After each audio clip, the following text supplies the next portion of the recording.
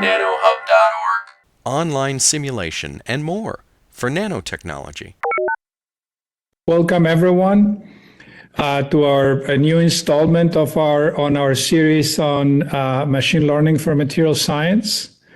Today it's my pleasure to welcome Dr. Anand Chandrasekaran from Schrödinger. Anand joined Schrödinger in 2019, and he's currently a product manager of material science informatics.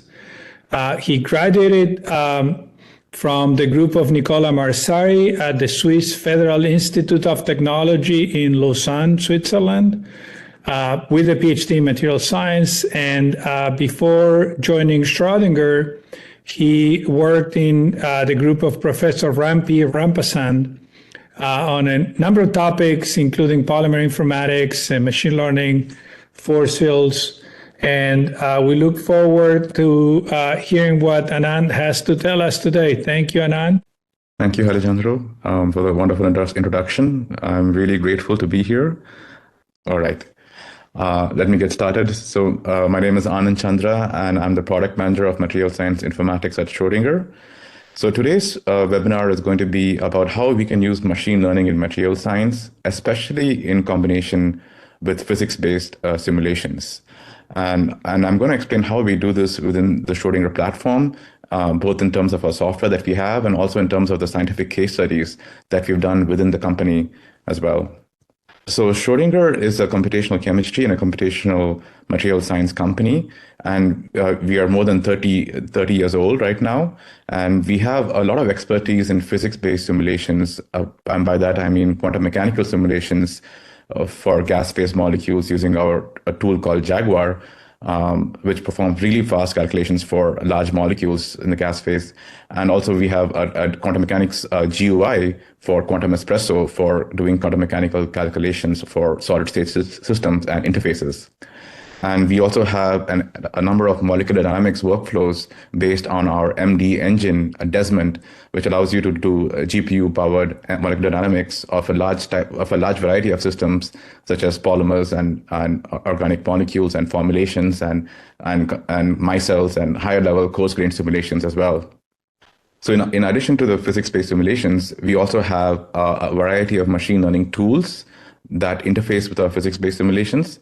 And we have an enterprise informatics solution called Live Design, where it's basically a collaborative platform for companies to bring together physics-based simulations, machine learning, data visualization, and analytics, and coming up with new ideas and new molecules for drug discovery, or new molecules or new polymers for materials design. So having a collaborative enterprise informatics platform really supercharges designing new materials using computational tools. So as I said, the main focus of today's webinar is going to be using machine learning in material science. And why do we want to use machine learning in material science? So if you look at some of the main challenges in material science, for example, coming up with an energy-efficient lithium-ion battery, or coming up with a catalyst for ammonia synthesis, or for example, let's say coming up with a new biodegradable polymer, these are extremely challenging tasks for material science. And in order to come up with a new material that has satisfied these criteria using experiments, it takes of the order of a few months or a few years. And if we use physics-based simulations to go through and do high-throughput simulations to scan through these materials before synthesis, we can bring this down to of the order of few days or a few weeks, or a few days or a few weeks to do these physics-based simulations using MD or quantum mechanics. But with machine learning, if you couple machine learning with the right featurization technique and the right machine learning model that respects the physics-based origins of the system, then you can actually get property predictions in the order of few seconds, and you can scan through billions of materials to get the property of interest. So the main challenge in material science is to come up with the right featurization scheme for different types of materials. So when you're working with small molecules, you're looking at like 2D descriptors and binary fingerprints, topological descriptors, and graph-based convolutional neural networks, which are the current state-of-the-art approach for predictions of properties of molecules. But in addition to that, we can also generate quantum mechanical descriptors for these molecules like dipole moment, the quadrupole moment, the HOMO-LUMO values, and the band gap values. These descriptors can be generated using our physics-based workflows, automatically doing geometry optimization and things like that to automatically generate these physics-based descriptors. And we can add those featurization schemes to our small molecule machine learning systems as well.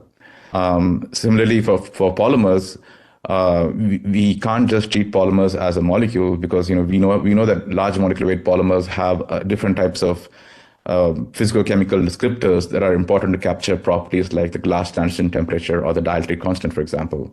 And we've custom built these descriptors for polymers to improve the accuracy of machine learning models for polymers as well.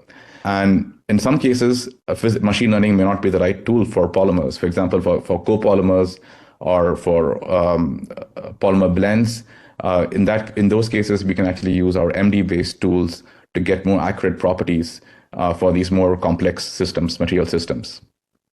For periodic inorganic solids, for example, inorganic crystals, for ceramics, for metals, and for alloys, we know that we can't use the same types of RDKit type descriptors. We have a variety of other descriptors, for example, based on MatMiner or the SOAP descriptors, which can generate these descriptors from the 3D CIF files, and we can use those descriptors with a variety of different machine learning models to predict properties of solid state materials.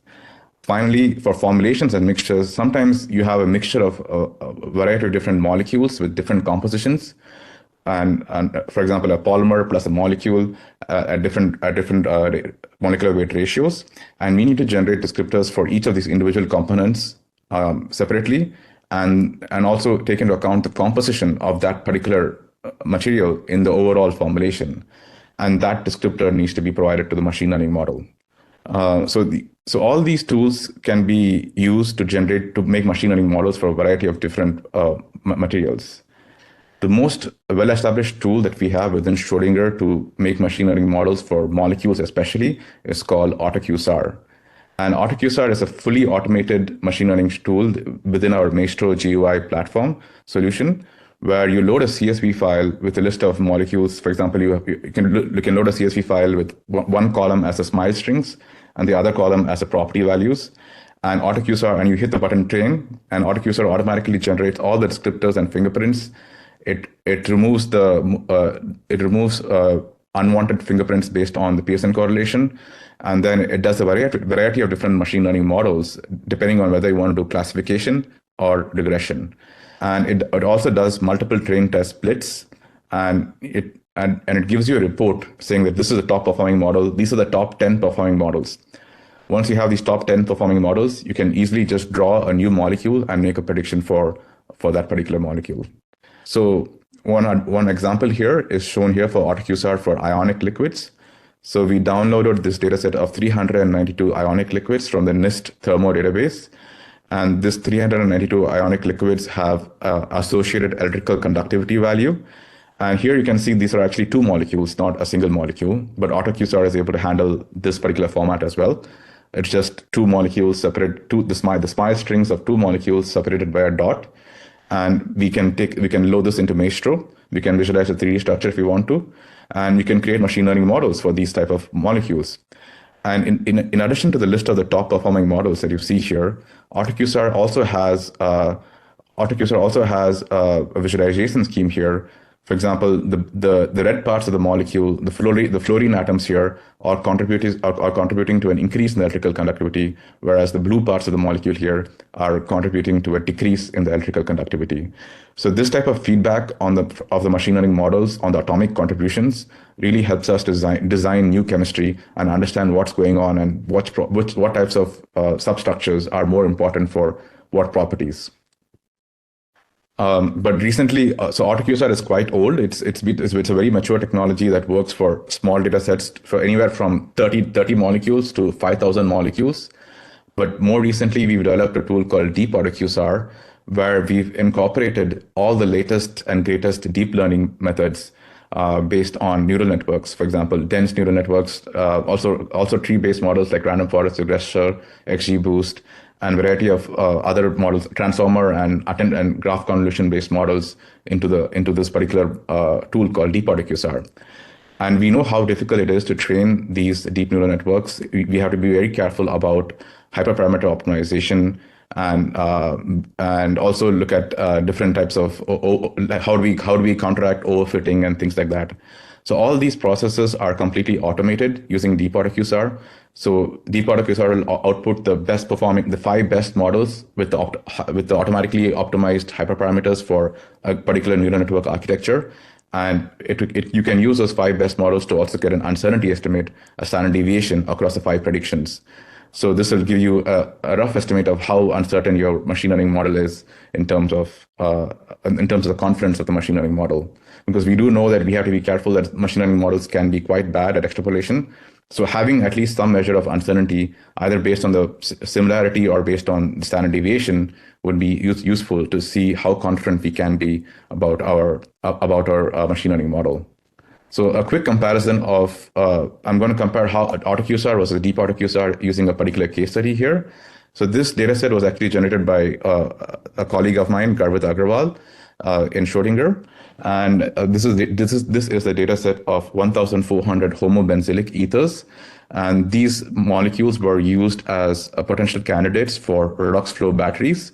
And one of the criteria for redox flow battery is the oxidation potential.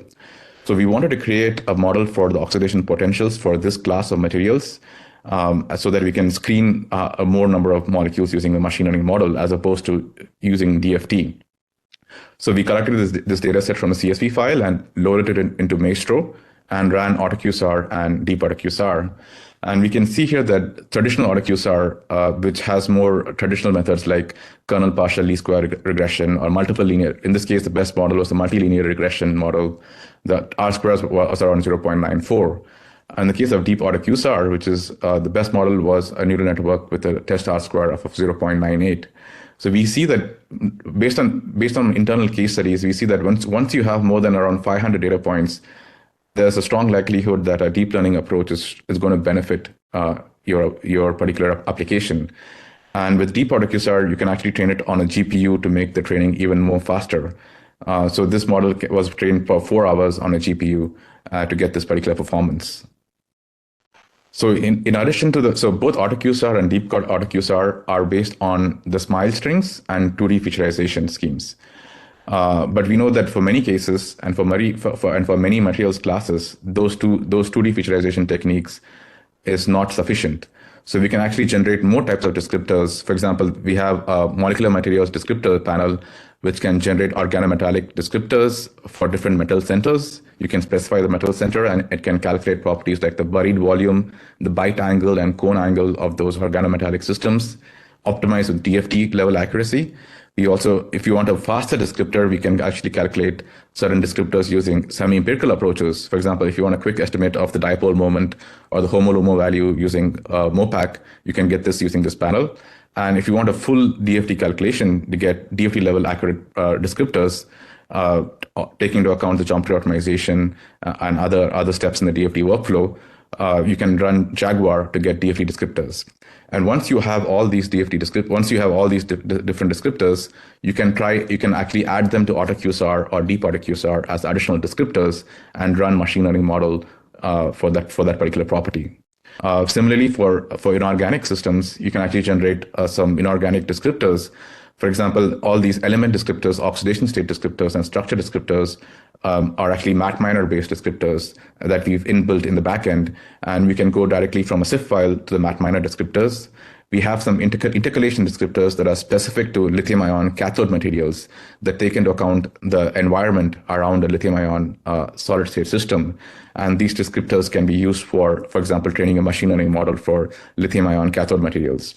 And we can also use SOAP descriptors. And we know that SOAP descriptor stands for smooth overlap of atomic positions. This is a rotationally and translationally invariant way to generate 3D environment descriptors for molecules and materials. But the problem with SOAP descriptors is that it results in thousands of columns because it's an extremely sparse basis set representation.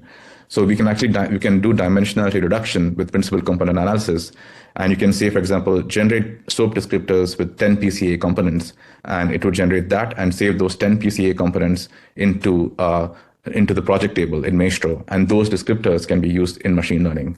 So I'll be giving an example of how we use these solid state descriptors in a case study that I'll show in a few slides.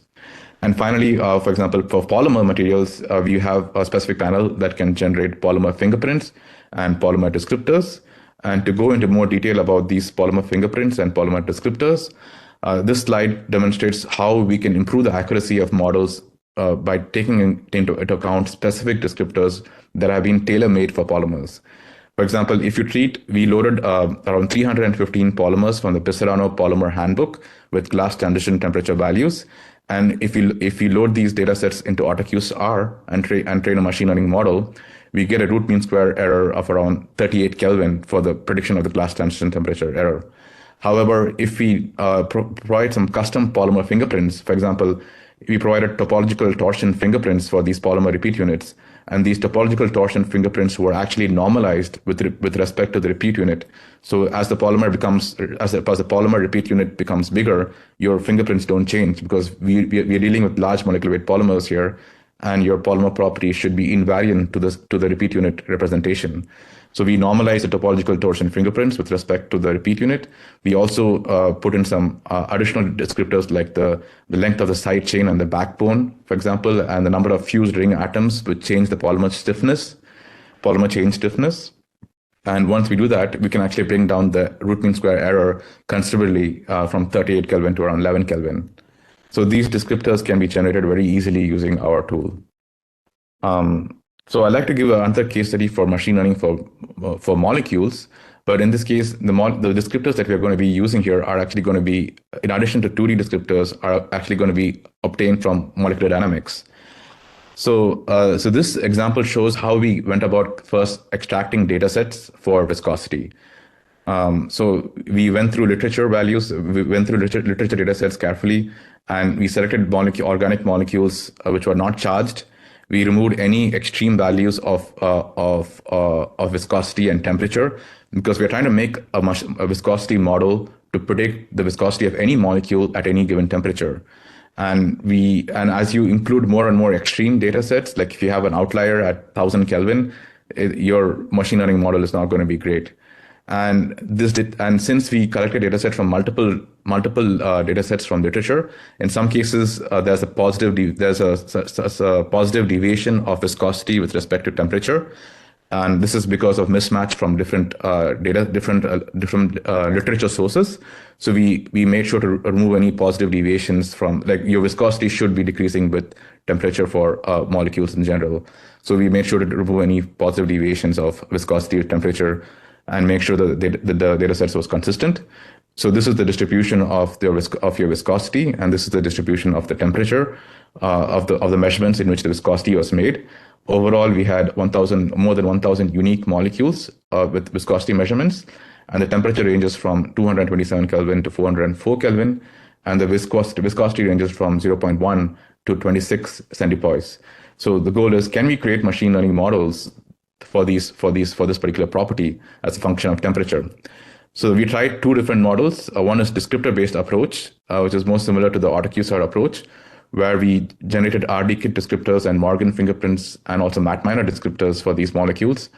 And we provided these descriptors to a variety of different tree-based, not just tree-based, but also a variety of different machine learning algorithms like linear regression, tree-based regression, support vector regression, and multi-layer perceptron.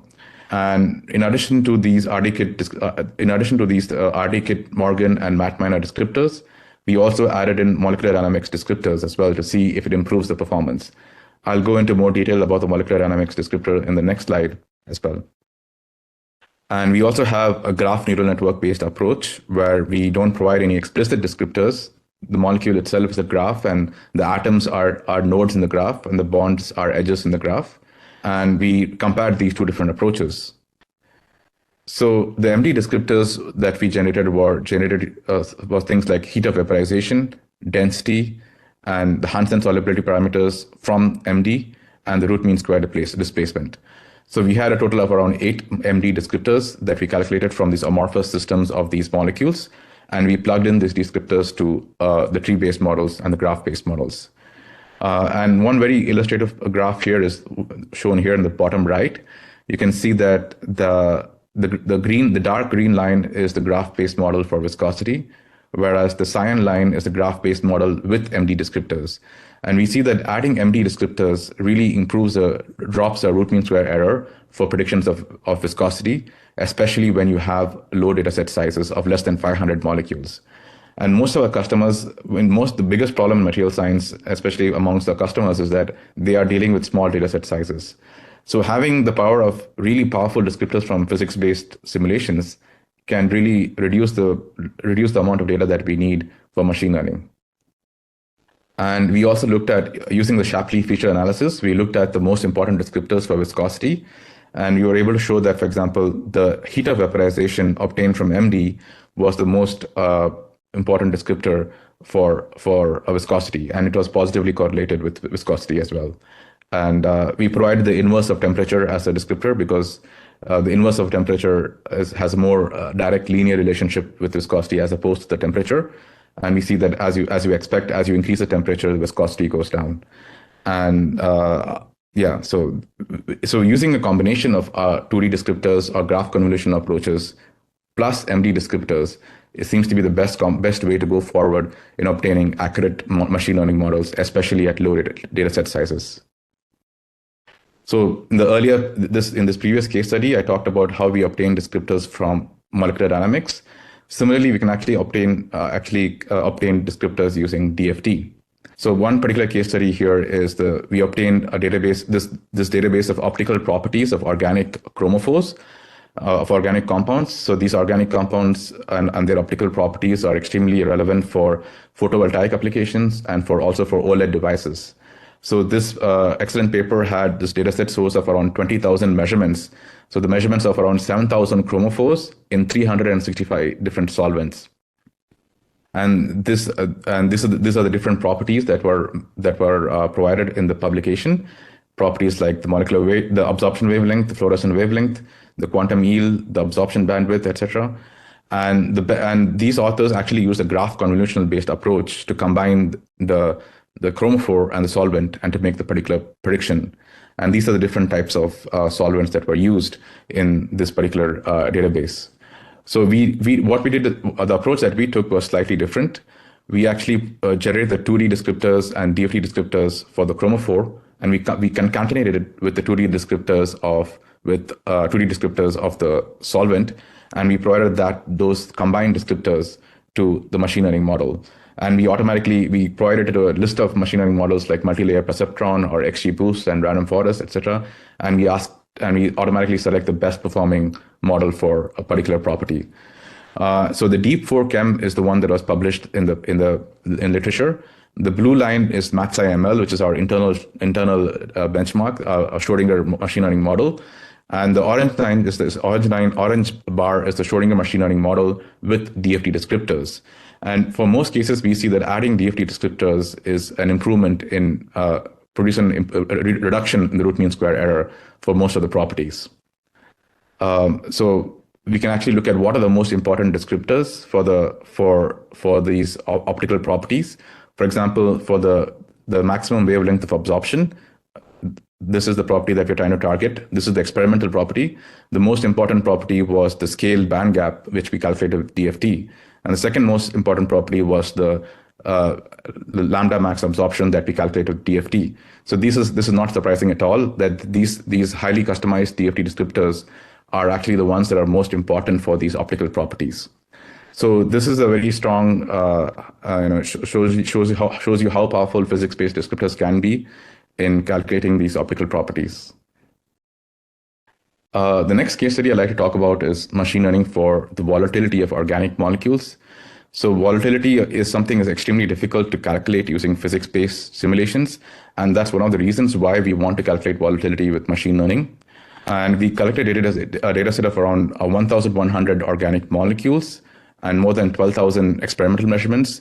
So the volatility of these molecules was measured at different pressures. So what was the boiling point of this molecule at a given pressure? And the pressure ranges from 1 torr to 30 atmosphere. So a huge range of pressures. And this could be for a variety of different applications. For ALD and CVD, it could be at one pressure range. For volatile organic compounds, you may be interested at a lower pressure range. So we want to make a model that can predict the boiling point of these molecules at any pressure. So we took this data set from literature. We scanned through data set from literature, and we had more than 200 chemical descriptors and 1,000 Morgan fingerprints for each molecule. So more than 1,200 descriptors. And we also provided the logarithm of pressure as an additional descriptor to the machine learning model, because we know that there's a linear relationship between the logarithm of pressure and the inverse of temperature because of the Clausius-Clapeyron rule. So we want to provide this physics-based intuition to the machine learning model. So we trained a model for this data set of more than 12K compounds, 12K experimental data points. And the highest performing machine learning model was the multi-layer perceptron, which resulted in a root mean square error of around plus or minus 2 degrees Celsius for the boiling point of these organic molecules. And the light gradient boosting machine did not perform as well. It was around plus or minus 8 degrees Celsius. And to our knowledge, this is one of the most comprehensive models of boiling points at different pressures for such a huge chemical space that's available out there in literature. And we looked at how well this machine learning model extrapolates. For example, these four molecules are extremely diverse, and they were not part of the training set of this particular model. And you can see here that the dots represent the experimental measurements for the volatility of these four different molecules, and the dashed line represents the machine learning prediction. And you can see the machine learning model is able to accurately predict the volatility of these compounds, and it's also able to extrapolate to higher temperatures as well. So we had to be very careful about choosing the right model. For example, if you had chosen a tree-based model, this extrapolation to higher temperatures may not have been possible because of the architecture of a tree-based model. So once we have this model is available within the software, and it can be used for a variety of different applications, ranging from atomic layer deposition and chemical vapor deposition. Although we focus on organic molecules in this particular case study, we also have a separate model that has the volatility of organometallic systems. So that's these two separate models have been trained, one for organic and one for organometallic as well. So both of these models can be used for a huge range of applications. So as I mentioned earlier, I'd like to give an example of how we can use machine learning for inorganic 3D crystals, for inorganic systems, for ceramics. So we downloaded a dataset of 3,000 periodic structures for transparent conducting oxides containing indium, aluminum, gallium, and oxygen. So this dataset was obtained from the NOMAD database from the Kaggle Challenge. And we wanted to create a machine learning model to predict the band gap of these inorganic systems using DeepAutoQSAR. So DeepAutoQSAR, by default, it has featurization schemes for molecules. So we need to manually generate the descriptors using the periodic descriptors panel. So we generated the element descriptors, oxidation state descriptors, and structure descriptors from the MatMiner package. And we also generated SOAP descriptors, which can capture the 3D environment around each of the atoms and provide a generalized 3D numeric value for a particular structure. And once we did that, we provided these descriptors to DeepAutoQSAR, and we trained a model. So this is how the system looks like in our Maestro user interface. And these two models here show that we are able to get a pretty accurate model to predict the band gap of these class of systems using 139 MatMiner descriptor. The R square is around 0.88. And with 139 MatMiner descriptors plus the SOAP PCA descriptors, we're able to improve the R square from 0.88 to around 0.94. So by really combining the appropriate descriptors for the appropriate chemical space, we're able to improve the performance of the machine learning model.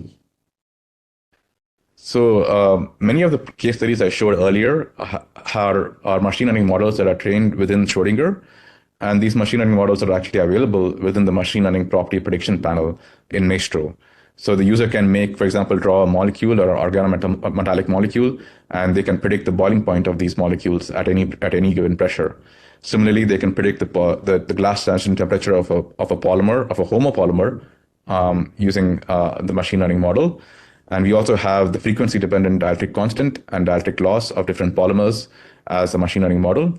And finally, recently, we also added a machine learning model to predict the density of molecular liquids and also the viscosity of molecular liquids as well. So finally, we are currently working on a machine learning for formulations panel where you for example, in many cases, for example, for an electrolyte system or for a consumer packaged goods system, for consumer packaged good product, you actually have a mixture of different molecules like the active ingredient, a fragrance ingredient, or an additive, and you want to make a machine learning model for the entire formulation as a whole and not for an individual molecule. So in this case, we are designing a user interface where the user can upload a CSV file of where each row is a formulation, and the formulation actually contains different molecules at different compositions. And we are trying to map this to a particular property. So the formulation machine learning panel will automatically generate descriptors for each individual molecule, and it would also take into account the composition of that molecule in the formulation and make predictions for that formulation. And once we do this, we also want to identify what are the most important features for a particular formulation, which ingredient was the most important in affecting a particular property. And we also want to be able to use these machine learning models to synthesize new formulations or come up with new chemistries and new compositions. So this particular functionality for formulation machine learning is scheduled for a release early next year. So I think I give a brief, I mentioned how we want to come up with new formulations. Until now, I've been mainly talking about supervised machine learning, where we are going from the featurization to the machine learning model to predict the property, But sometimes we want to come up with a new molecule or completely new chemistry automatically. For example, here's an example where we use active learning to design new optoelectronic materials. So to design a new OLED molecule, you may want to increase your oxidation potential or reduce your reduction potential, and also, for example, choose a particular target value for a HOMO value. So how do we do multiple parameter optimization for these molecules? So we can actually select these criteria and provide a big pool of molecules to active learning. So with active learning, what we do is we provide a large pool of candidates. And for example, we can provide 1 million molecules. And instead of performing DFT calculations on 1 million molecules, what you would do is actually select 50 molecules from this candidate pool of molecules, calculate DFT using our DFT workflow, for example, the HOMO value or the reduction potential or the whole reorganization energy. And you would train a machine learning model on these 50 different molecules. And with the help of this machine learning models, you're going to make a query on the remaining candidate of molecules. So you take the next 10 best molecules that has been suggested by machine learning and again perform DFT and append the newly calculated properties to the training set. So using this process, we can actually go through the process of selecting the right molecules in a minimum amount of time. So instead of doing DFT calculations on a million molecules basically searching for a needle in a haystack, with active learning, you can actually within 200 or 300 calculations, you can go towards a target property of interest. But for active learning, we do need a large pool of candidate molecules. But in some cases, you do not have a large pool of candidate molecules. You just have an initial data set of 50 molecules, and you want to come up with new ideas for new chemistry. So in this particular case, genetic optimization is a very powerful technique. For example, here we trained the AutoQSAR model for the delta EST value. This is a experimental value for the energy difference between the singlet and triplet state for optoelectronic molecules. And we trained the AutoQSAR model for this particular property. And we want to minimize this delta EST value to 0 for this optoelectronic application. So we can actually load all these molecules into the genetic optimization panel. So we have an initial population of around 249 molecules. And we choose that we want to minimize the delta EST value calculated using AutoQSAR. And we ask the genetic optimization to randomly mutate these fragments to come up with new ideas for new chemistries that minimize this particular value. And so this is the red histogram here shows the distribution of the optoelectronic properties or distribution of the delta EST values of the training set. And the blue line shows the distribution of the delta EST values of the generated molecules. So we can see here the genetic optimization is quite effective in generating compounds of delta EST value closer to 0. Finally, I'd like to talk a bit about machine learning force fields. So this is another very interesting combination place where physics-based simulations and machine learning is combined. For example, here, the goal with the advantage of classical molecular dynamics is that it's extremely fast, whereas density functional theory is very slow and it only works for small systems. So if we can actually train machine learning models with DFT level accuracy, and we can use those potentials to do molecular dynamics with DFT level accuracy. So that's the main goal. But there are multiple challenges in getting this level of accuracy. First of all, we need to generate a huge compounds of millions or tens of millions of chemical space and generate DFT data set for this entire chemical space. And then we have to train a machine learning force field that works across a huge chemical space and that can actually be used for a stable molecular dynamic simulation. So we came up with the first generation of model, the SANI model, which is the Schrödinger-ANI model, which is based on the ANI family of neural network potentials. And it initially supported a coverage of 8 different elements. And the architecture is very similar to many of the Baylor-Parnello architecture that many of you would have known as. For example, you have a separate neural network for each element, and you calculate the energy contributions from each atom in your system, and you sum up the energy contributions to calculate the total energy of the system. And of course, this was trained to DFT level energies. But the problem with this first generation of these neural network model is that it neglects long range effects. It doesn't predict any charge, or it doesn't have any empirical charge correction as well. So we came up with a new architecture called QRNN, which is an upgrade on the SANI architecture. It also recursively predicts the charges on the atoms and equilibrates it during the prediction process. And we are predicting not only the energy, but also the energies, the forces, and we are training on the energies, forces, and also the charges. And once you're able to predict charges on the atoms, we can actually use empirical dispersion correction, and we can calculate the Coulomb interaction and add those contributions to the energy of the system. And with this approach, we're able to perform machine learning force field simulations on lithium-ion battery materials, for example. When you have a lithium-ion cation and an electrolyte, these systems are quite complex and they are charged. So having a charge-recursive neural network is something it's extremely important for these type of properties. So as an example here, we simulated the bulk properties of certain liquid electrolytes using our QRNN machine learning force field, and we compared it with OPLS and experimental data points. So here are some of the properties that we calculated: density, specific heat of vaporization, viscosity, and the diffusion coefficient.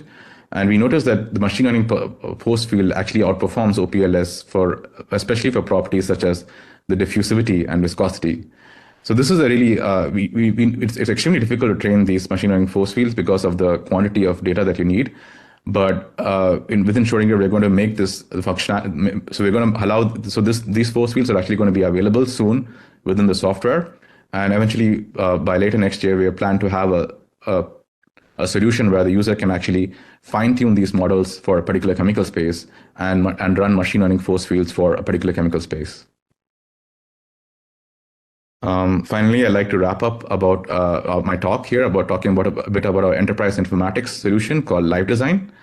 So Live Design is a browser-based enterprise informatics platform where you can combine experimental data, computational modeling, and informatics and visualization. So in a global organization, you have all these different aspects and all these different teams working on different aspects of the same problem, and having them able to collaborate seamlessly and share data and share workflows is something that's really powerful. So if a data analyst has trained a machine learning model and wants to deploy this machine learning model to the rest of the company, to the experimentalists, for example, this machine learning model can be very easily shared using this browser-based platform. Similarly, if a computational modeler has designed a workflow, an MD workflow to analyze a particular molecule or a particular class of molecules, this MD workflow can be shared with the entire company. So the user can just hit run instead of having to look into the details of a particular modeling workflow. So initially, live design was primarily for drug-like molecules, whereas now live design has been extended to polymers and copolymers and organometallics. And we are even able to load experimental data and visualize experimental data in live design and share these classes of materials like formulations, for example. You can run a formulation experiment experimentally and load into live design and train a machine learning model and share that machine learning model to come up with new formulations as well. So in summary, using a customized featurization approach that takes into account the physics of the system is something really important to develop the physics machine learning models for materials.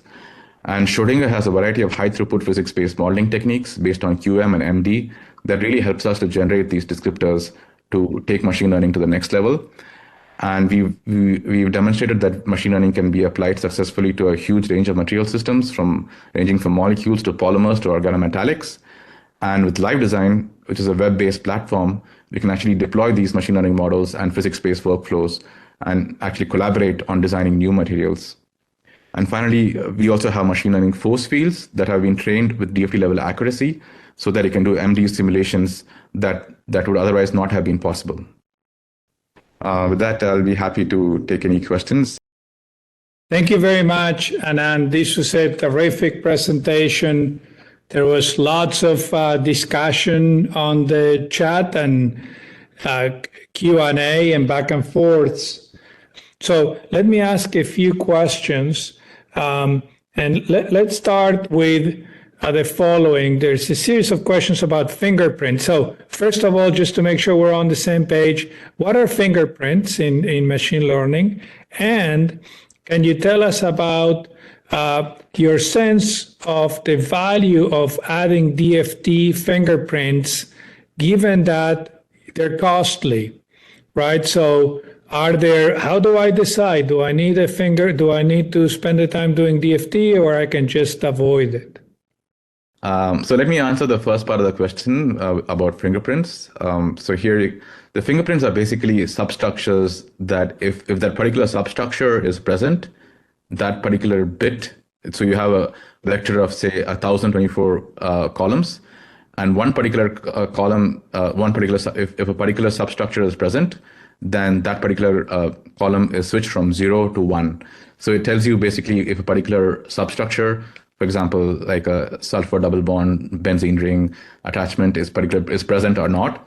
And how these fingerprints are calculated is it can be different, but one of the most common ones is called a circular fingerprint, where you draw a circle around an atom and see if that substructure is present in other atoms, and if that substructure is present, that particular column that is associated with the substructure is switched on from 0 to 1. So that's basically a fingerprint, and it's very cheap to calculate, but as you can see, it's based on the 2D structure. And for the second part of the question about DFT descriptors, yes, for most cases, actually, DFT descriptors may not be required, but for certain cases, like for example, for the optical properties cases, where your the optical property measured experimentally depends on the excited state properties and things like that. And in those cases, DFT descriptors is potentially useful, and that's why we focus on optical properties there. And yes, DFT is definitely expensive, but certain DFT properties are cheaper. For example, HOMO-LUMO values are fairly cheap, especially with Jaguar. Our quantum mechanics solution is pretty fast.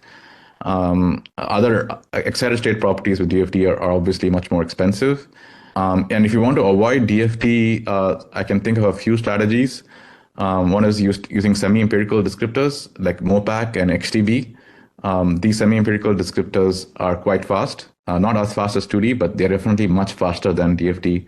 For a molecule, it takes a few seconds or a minute or so to get these semi-empirical descriptors. And with semi-empirical descriptors, you can get HOMO-LUMO values, polarizability, molecular hardness, and things like that. So those descriptors could potentially be useful if you want to avoid the expensive nature of DFT.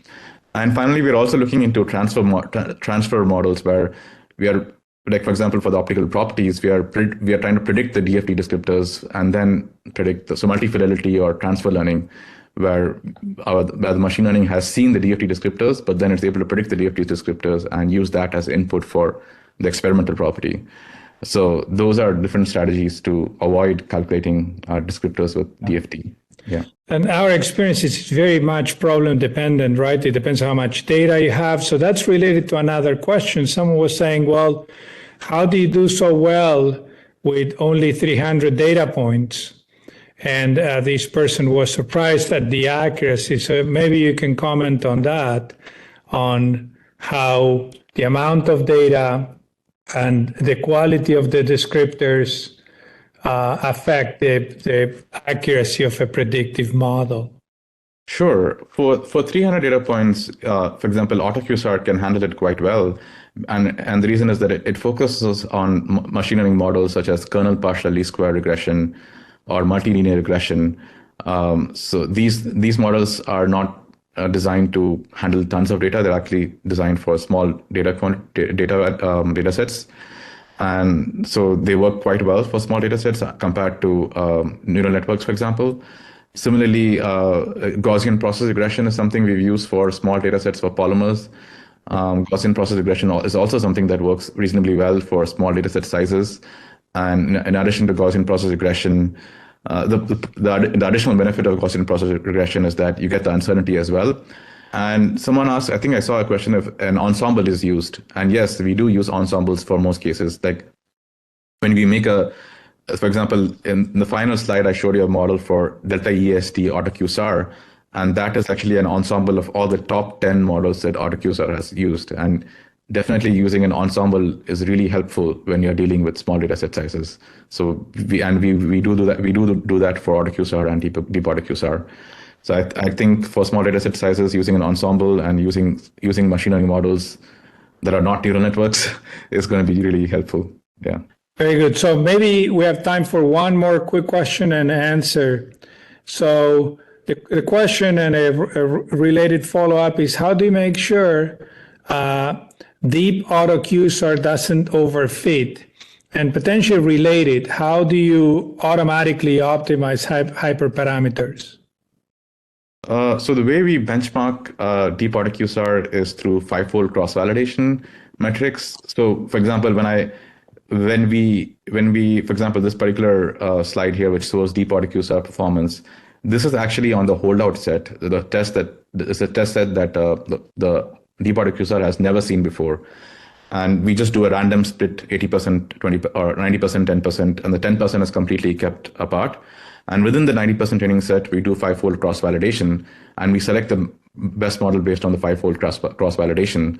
And of course, we also use an ensemble approach where we take not just one model, but we take the top top five models with different architectures and things like that. So yeah, the overfitting is reduced by looking at the cross-validation metrics rather than the training metrics itself. We don't want. We're not looking at the. We're not looking at the training metrics. We're looking at the cross-validation metrics. Very good. All right. Well, let's thank Anand again for a terrific presentation. Thanks, everyone. Thank you, everyone, for attending, and thanks NanoHub for this opportunity.